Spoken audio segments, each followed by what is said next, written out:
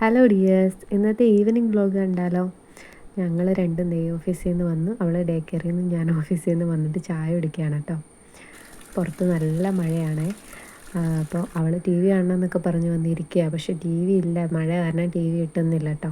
ഞാൻ ഡ്രസ്സൊക്കെ മാറി വന്നിട്ട് എന്നാൽ അവൾക്ക് ഭക്ഷണം കൊടുക്കാം, ചോറ് കൊടുക്കാമെന്ന് ഓർത്തിരിക്കുകയാണ്. പക്ഷേ ഇന്ന് എന്നാന്നറിയില്ല, അവൾ ചോറൊട്ടും കഴിക്കുന്നില്ല. ഭയങ്കര മടിയാണ്, വാ പൊളിക്കുന്നേ ഉണ്ടായില്ല.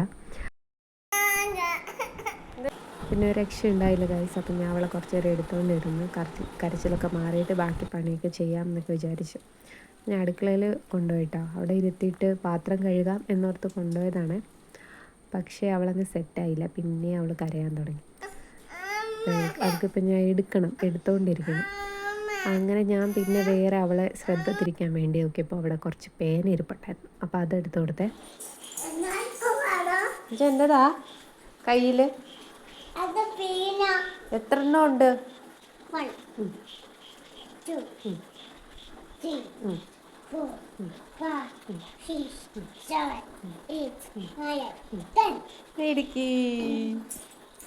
അത് കഴിഞ്ഞിട്ട് പേനയൊക്കെ കളഞ്ഞിട്ട് പിന്നെയും കരച്ചിൽ തുടങ്ങി. പിന്നെ ഞങ്ങൾ രണ്ടുപേരും കൂടി വഴക്ക് കൂടി. ഞാൻ അവിടെ പോയിരിക്കുന്നു, അവൾ എന്നെ എവിടെയും എത്തുന്നില്ല. പിന്നെ എൻ്റെ പുറകെ തന്നെ നടക്കുകയാണ്. അപ്പോൾ ഞാൻ വിചാരിച്ചു അവളോ ഫുഡ് കഴിക്കുന്നില്ല, ഞാനെങ്കിലും കഴിച്ചേക്കാമെന്ന് ഓർത്ത് ഞാൻ പയ്യെ അടുക്കളയിൽ പോയി ഒരു മുട്ടയൊക്കെ പൊരിച്ച് ചോറുണ്ടാകുന്ന തീരുമാനിച്ചു കേട്ടോ. അങ്ങനെ പിന്നെ മഴ പെയ്തുകൊണ്ടിരിക്കുകയാണ്, മഴ മാറുന്നേയില്ല. അവളെ ഉറക്കം കിടത്തിയതായിരുന്നു, പക്ഷെ അവൾ ഉറങ്ങിയില്ല കേട്ടോ. പിന്നെ അവളുടെ അച്ഛൻ വന്നപ്പോൾ അവൾ ഇറങ്ങിപ്പോന്നു. അപ്പോൾ രണ്ടുപേരും കൂടി പാട്ടൊക്കെ പാടിയിരിക്കുന്നതാണ് കാണുന്നത്. അത് കഴിഞ്ഞപ്പം പിന്നെ ഞങ്ങളൊരു കേക്ക് ഇരിപ്പുണ്ടായിരുന്നു, അതൊക്കെ എടുത്ത് കഴിച്ചുകൊണ്ടിരിക്കുക കേട്ടോ. ഞാനിവിടുന്ന് കഴിക്കുന്നുണ്ട്, അവർ രണ്ടുപേരും കഴിച്ചുകൊണ്ടിരിക്കുകയാണ്.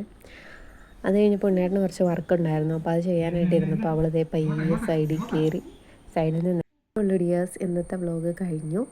അപ്പോൾ വീഡിയോ കാണുന്ന ആരെങ്കിലും സബ്സ്ക്രൈബ് ചെയ്യാത്തവരുണ്ടെങ്കിൽ സബ്സ്ക്രൈബ് ചെയ്ത് സപ്പോർട്ട് ചെയ്യുക. ഇനിയൊരു വീഡിയോ ആയിട്ട്